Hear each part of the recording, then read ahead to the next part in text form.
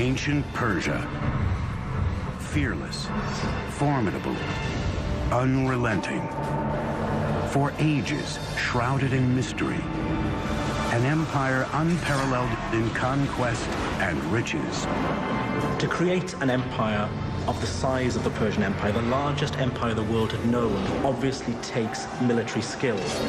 From North Africa to Asia, it was a civilization driven by a dynasty of extraordinary rulers, ambitious and all-powerful. Cyrus the Great is one of the few who deserves to be called the Great. The Persian Empire created some of the most astonishing feats of engineering the world has ever seen. Magnificent palaces that rose up from barren desert. Roadways, bridges, and canals.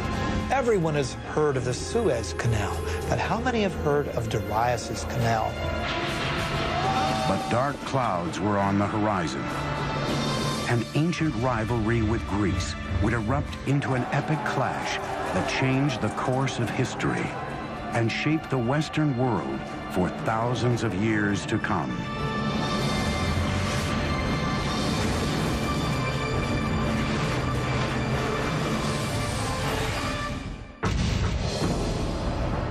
.330 BC, a young Macedonian king conquers the Persian Empire and leads his invading army into Persepolis, its spectacular capital city. The Macedonian ruler is Alexander the Great, an admirer of the great Persian kings.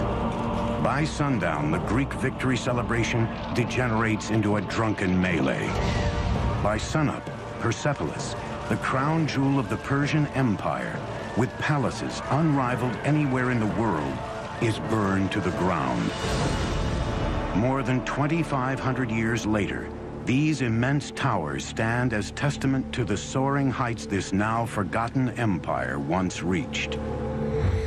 I equate Persia with luxury, with rich tapestries and beautiful rugs and my mother's fat, fuzzy Persian cat named Otis. But I also think of a fantastic Persian king named Cyrus the Great, who believed in religious and cultural tolerance, and who freed the Jews from Babylon to return to Israel. Hello, I'm Peter Weller, and welcome to the Persian Empire. Around 4000 BC, two nomadic tribes were starting to take root in a rich but hot Iranian plateau, the Medes in the north, the Persians in the south. Being is that these tribes were nomadic, they were more interested in survival than conquest. As they became less nomadic, they had to learn how to farm, in particular how to cultivate this fertile Iranian plateau. But to do that, they needed a source of water. The early Persians may have very well become dust in the winds of history had they not unlocked a source of water and, just as importantly, a means to channel that water to their crops and settlements. And what makes this engineering feat so remarkable is that they found this water not from rivers or lakes or oceans, but from the most unlikely source of all, rocks. Persia emerged out of nothing, a rugged, hostile terrain built with only invention and determination. 3,000 years ago, nomadic early Persians roamed the parched, forbidding Iranian plateau. Finding water meant traveling long distances. It fell to a hybrid engineer, geologist and diviner called a Mogani to figure out how to bring it back to his people. Using nothing more than stone chisels, Moganis would build the first cornerstone of the Persian Empire. A breakthrough system of underground irrigation canals called qanats. They began by harnessing gravity to exploit the natural topography of their land, which sloped relentlessly down from the Alborz Mountains towards the Persian Gulf. Vertical shafts were first dug down from the surface, and the tunnel was excavated horizontally for a short distance. Then another vertical shaft was built, approximately 3/4 of a mile up the slope, and the channel continued. It can be sometimes 20, 30, 40 kilometers away, so it's a very skilled operation, to the point where the gradient of the water channel meets the aquifer, or the groundwater, sloping up at the point where the mountains begin. The angle of the slope was crucial. 1 unit in elevation for every 100 on the horizontal. Not too steep, because that would erode the base of the water channel, and of course not so flat as to prevent the water from moving to its intended destination. 2,000 years before Rome's legendary aqueducts, the Persians were channeling massive amounts of water over long distances in hot, dry climates with minimal loss due to leakage or evaporation. Water means food. But the engineering technology to locate that water and move it was a carrot that the Persians were dangling in front of their neighbors. Around 700 BC, all of these tribes were united under one legendary figure named Achaemenid, who founded a dynasty. But this dynasty thrived and flourished under one guy, a guy I would have liked to have met, named Cyrus the Great. Cyrus created and maintained an empire thanks, no doubt, to his military savvy, but he was also a political genius. He was an excellent, benevolent manager of men. Historians have called him humanist. The Jews call him Mashiach, or Anointed One. His own people called him Father, and even the Ionian Greeks, whom he conquered, called him a just and worthy lawgiver and ruler. Cyrus the Great came to power in 559 BC. It was the beginning of the Achaemenid dynasty. Their reign would change the course of history and redefine architectural possibility. If you're looking at the greatest personages in history who have affected the world, Cyrus the Great is one of the few who deserves that epithet, the one who deserves to be called the Great. The empire over which Cyrus ruled was the largest the ancient world had ever seen, and may be to this day the largest empire ever.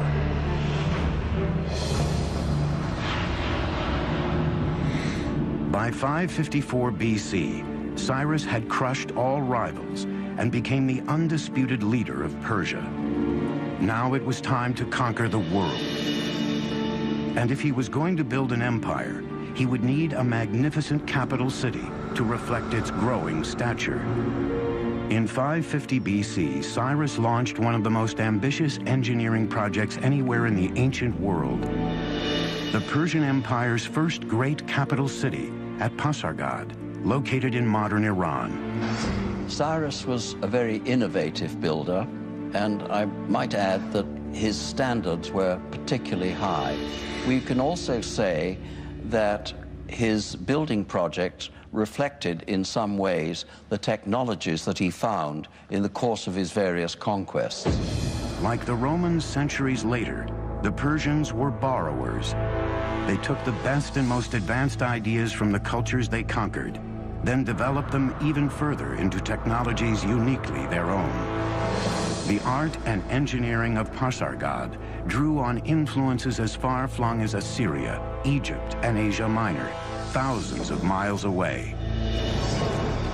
There were stone workers, woodworkers, brick makers, relief makers, and we know that these were people often imported from all over the empire.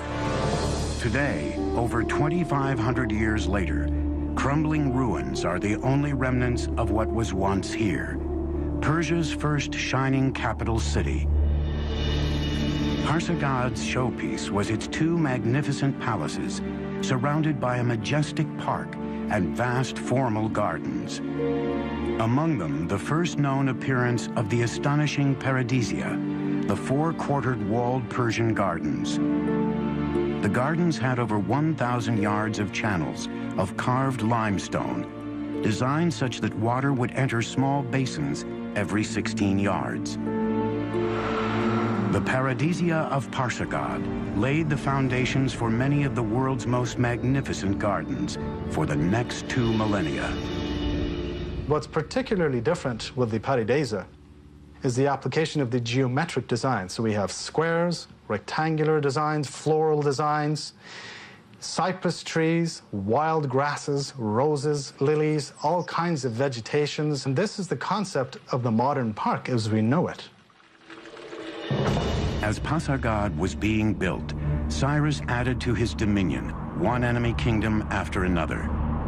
But Cyrus was a very different kind of king.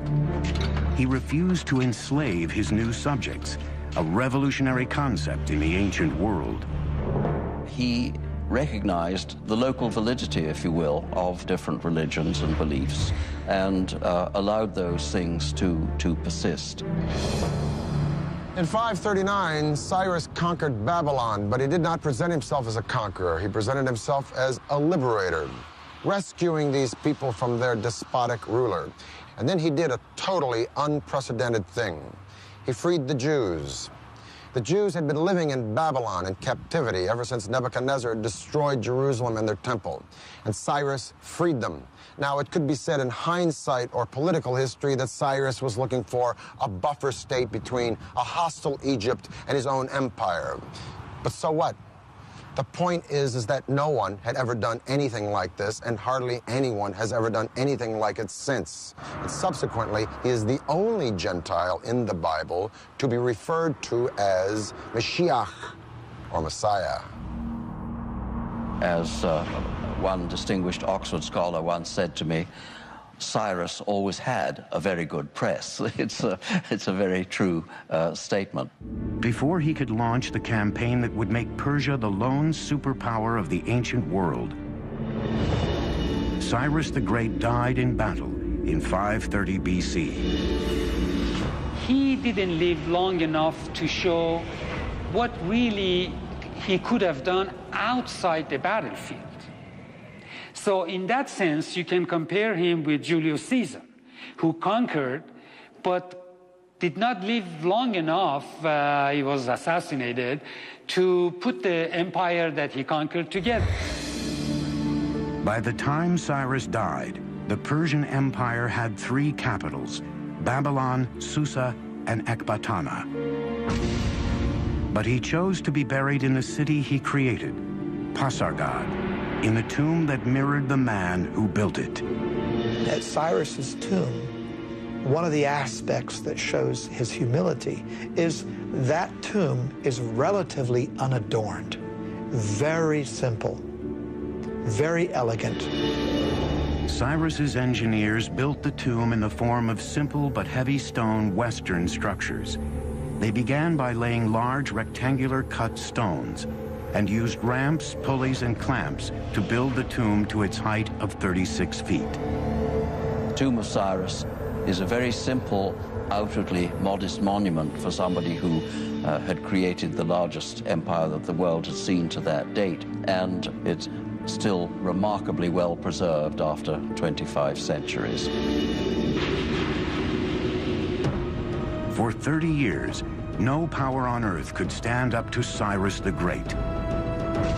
Now his throne was up for grabs, creating a power vacuum that would throw the ancient world into chaos. The word paradisia in Old Persian became paradise in ancient Greek.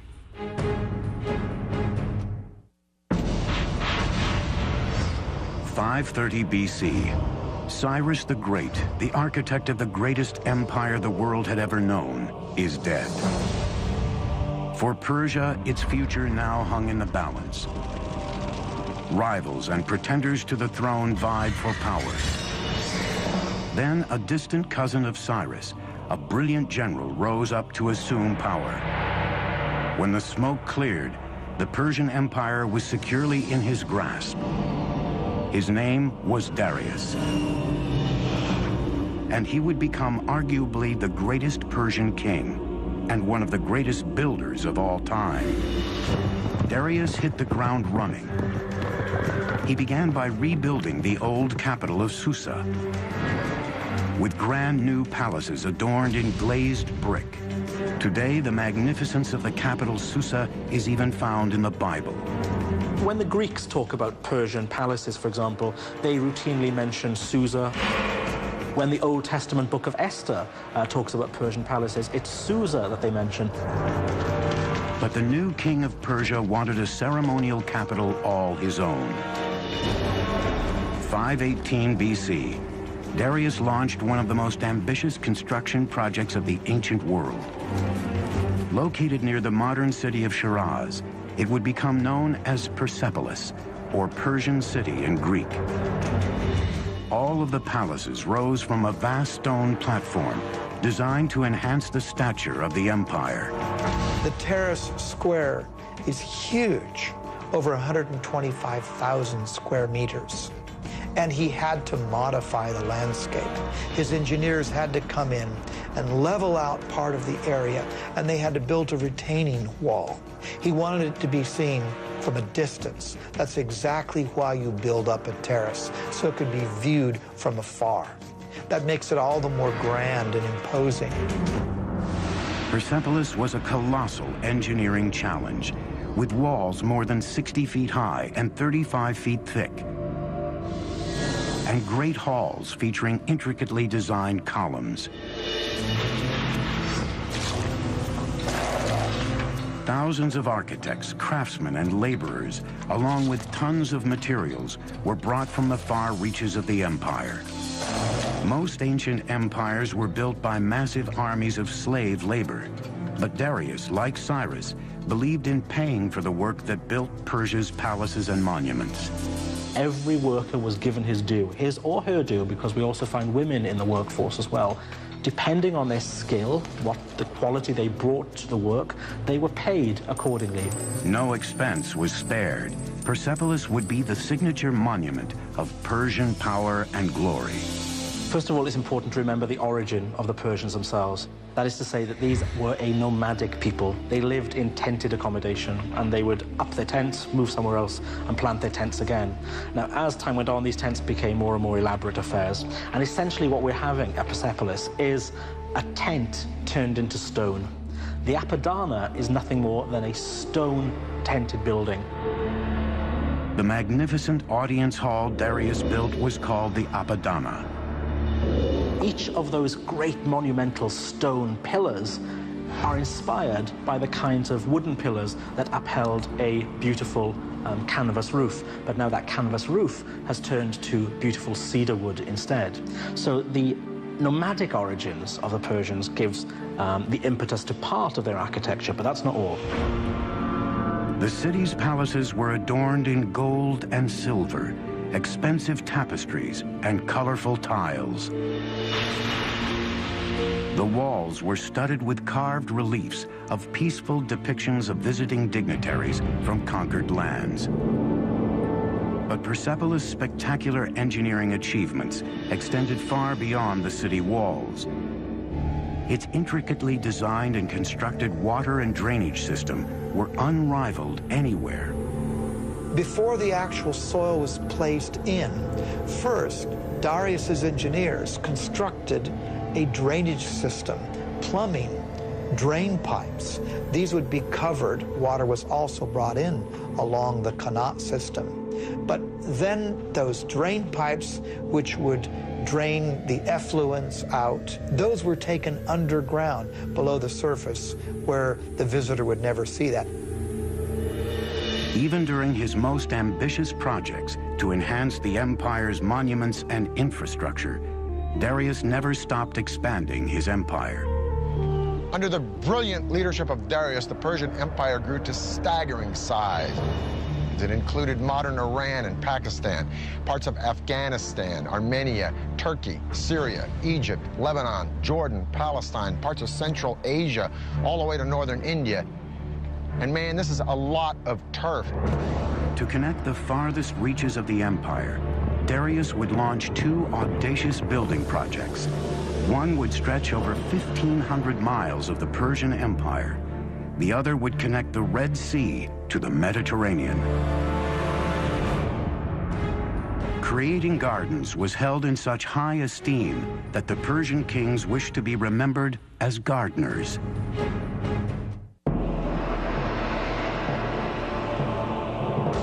Under the rule of Darius the Great, the Persian Empire grew to staggering proportions. Now he wanted to consolidate and connect the far-flung parts of his great kingdom.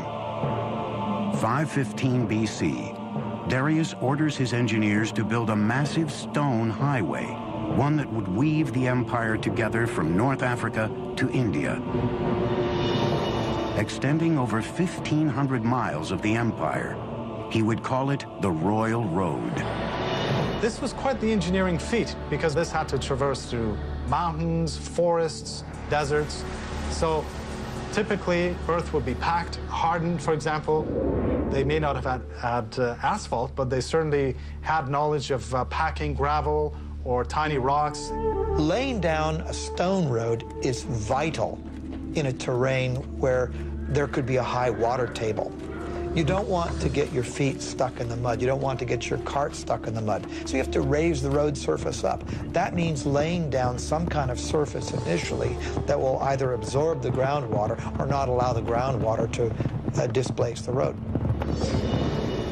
The Royal Road was linked by 111 rest stations and inns every 18 miles, where travelers could eat, sleep, and switch to fresh horses. To ensure safety, watchmen were posted all along its great length. Now, I'm going to talk with my friend, Dr. Lloyd Llewellyn-Jones from the University of Edinburgh, professor of ancient history. I got to ask you this. Was it that safe? Essentially, yeah. I think what Darius, if you will, manages to do here is an incredible feat. I mean, we're standing here in Turkey, okay, right, and we could take one route straight the way through into central Iran. I mean, that's pretty good going. How fast? Okay, so if we're on horseback and we're riding from one of these little garrisons to garrison every 15 miles, changing fresh horses, we can do that in about 6-7 days, maybe. 6 or 7 days? Yeah. So you could send messages on this road, friends, yeah, next city? Most definitely, and you know, and for trade, it's a godsend, as you can imagine. And this road cut through so much stuff. I mean, it just doesn't follow, you know, a formal pathway. It has to cross rivers, so it crosses the Tigris, it crosses the River Halys by ferry, right? Sometimes it clings to the side of mountains, sometimes it clings to the side of rivers. So the terrain is changeable. It's not drained or anything like that, so it's not as advanced as some of the Roman roads we get in later periods. So it doesn't have a gutter system? No, nothing like that, nothing like that. But what it's essentially is, it's sort of maybe 20 feet wide with a sort of chip-in base, which is good for horse treads and that kind of stuff, you know. And carriages and exactly, to get things through as quickly as you can, basically. Well, Lloyd, it's been a pleasure talking with you. Yeah, thank you for enlightening us about this incredible road. But Darius still wasn't through. There was one territory Darius had yet to firmly control, the vast riches of North Africa, and he was determined to build a gateway there. He had his engineers devise a giant canal linking the Mediterranean and the Red Sea. Everyone has heard of the Suez Canal, but how many have heard of Darius's canal? What Darius did was build an east-west canal that was 130 miles long. With the Persian knowledge of hydrology, Darius's engineers used digging tools made of bronze and iron to first open the canal, then clear any blown sand and line it with stone ready for his ships to sail. It would take 7 years to complete the 130-mile-long waterway with a massive labor force of Egyptian stone cutters and canal builders. Parts of the canal between the Nile and the Red Sea were actually not waterways, but just points along which the ships could be dragged until they reached another deeper portion where they could again sail their course. Darius says, I, Darius, king of kings, conqueror of Egypt, built this canal. He connected the Red Sea to the Nile River for trade, and he says, and ships were brought along my canal. By 500 BC, Persia was the largest empire the world had ever seen, even exceeding the size and wealth of Rome at its height 4 centuries later.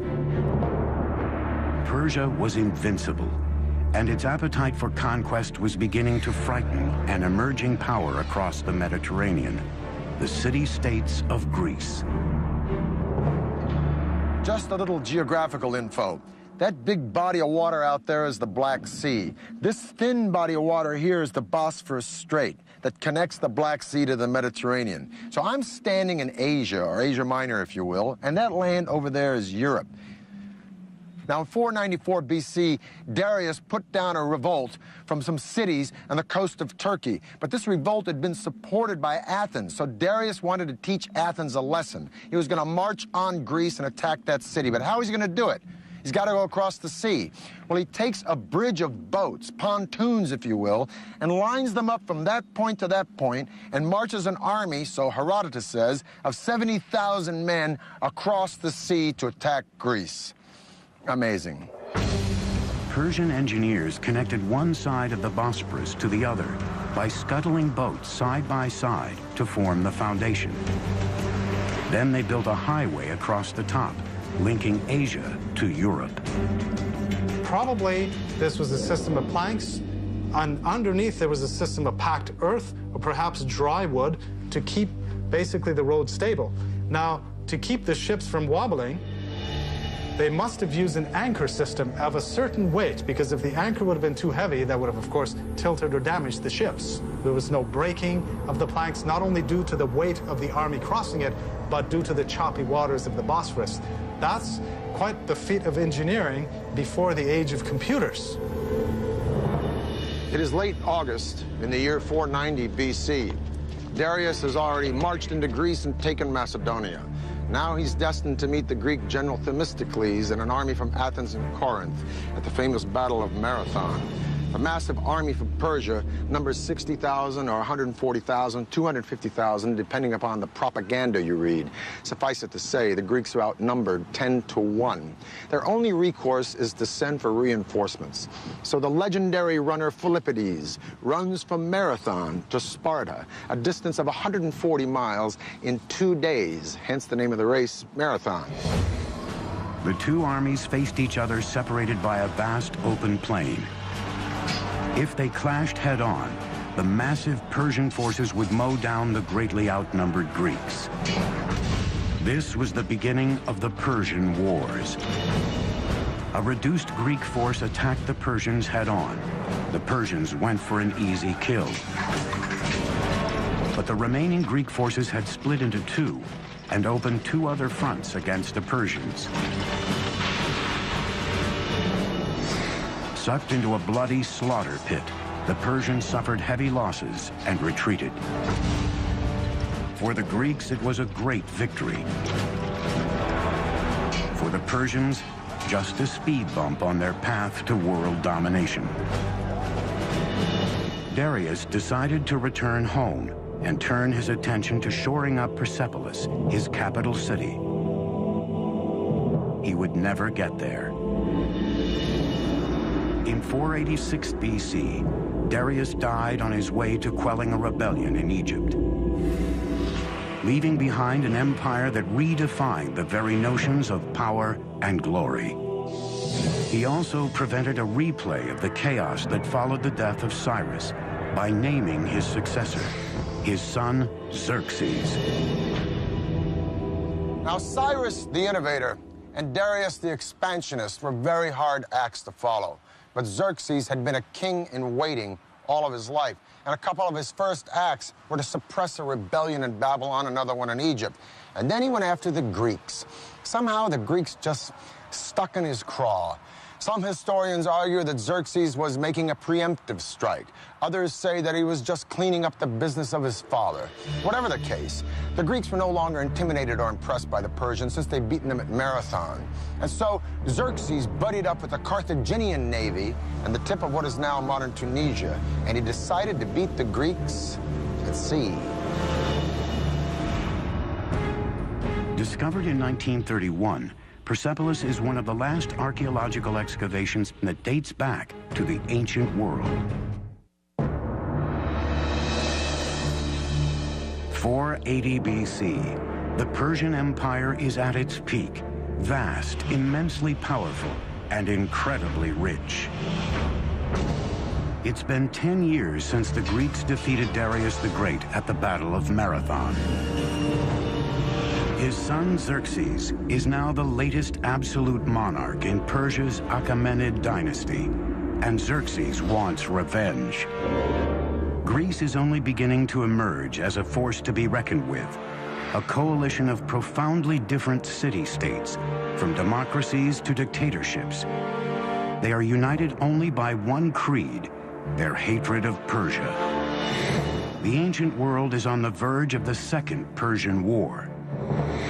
The outcome will lay the foundation for the modern world. Greeks traditionally called everybody except themselves barbarians. So this whole thing really between East and West started probably with the Persians and the Greeks and continued ever since. The Persian invasion of Greece would be one of the greatest collaborations of strategy and engineering in military history. The massive invasion would be a complex land-sea assault, demanding some astonishing feats of engineering.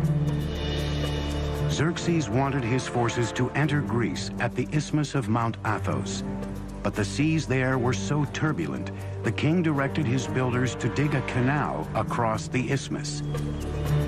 With vast manpower and expertise in canal engineering, Xerxes' engineers took a mere 6 months to complete the canal across the isthmus. But the next challenge facing his generals and architects was even greater. The huge Persian army still had to cross the 1.5-mile-wide Hellespont.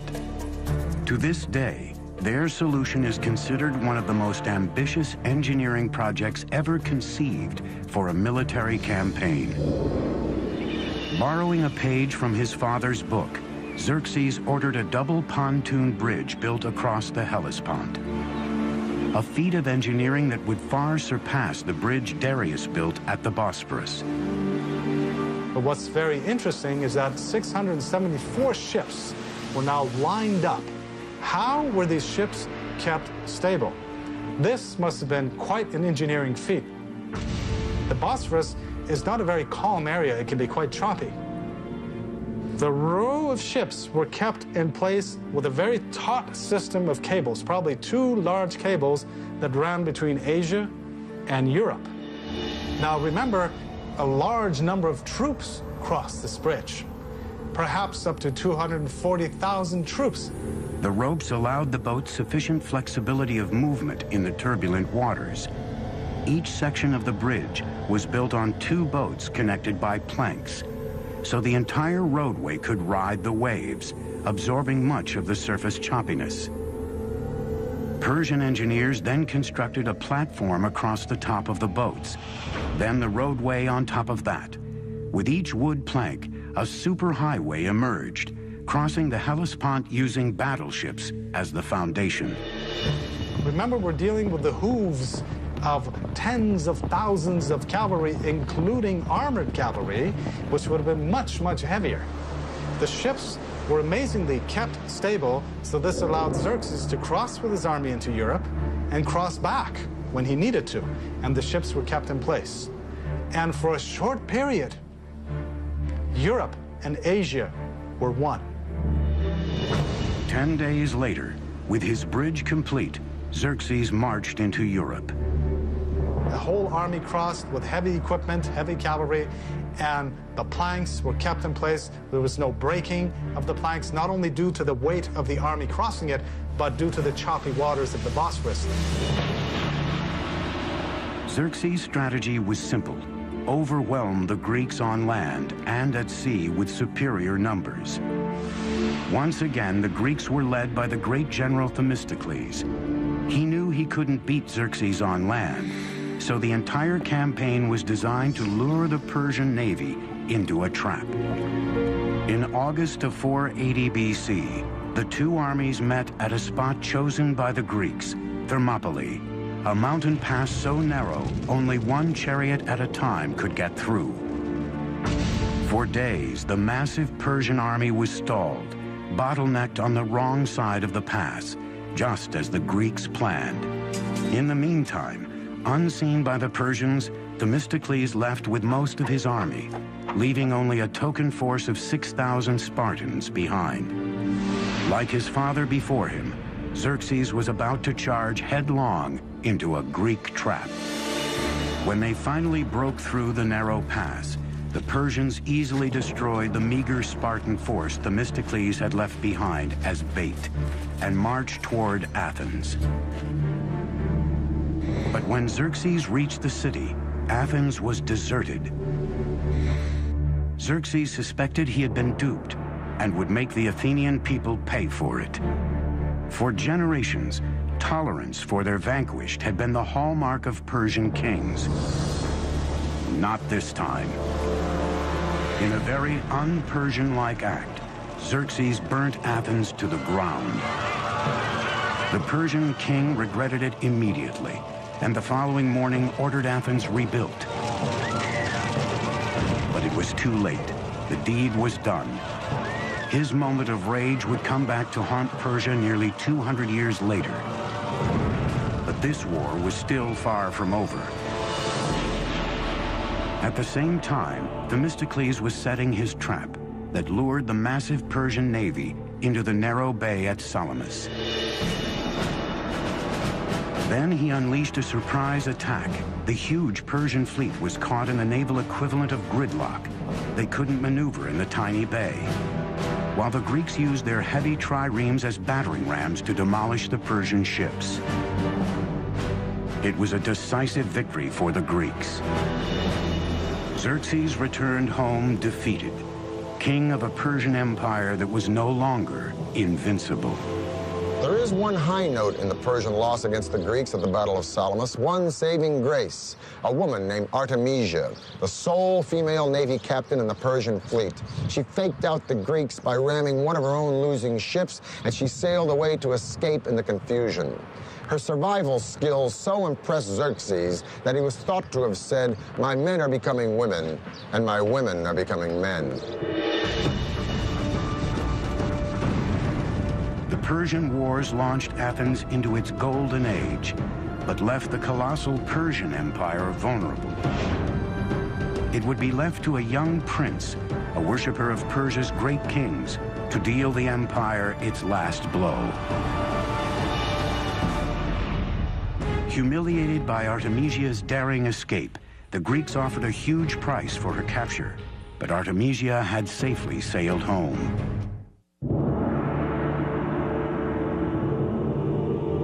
480 BC, the Greeks had defeated the Persian fleet at Thermopylae.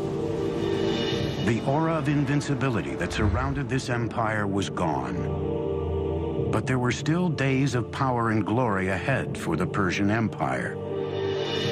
15 years later, in 465 BC, the Persian king Xerxes died.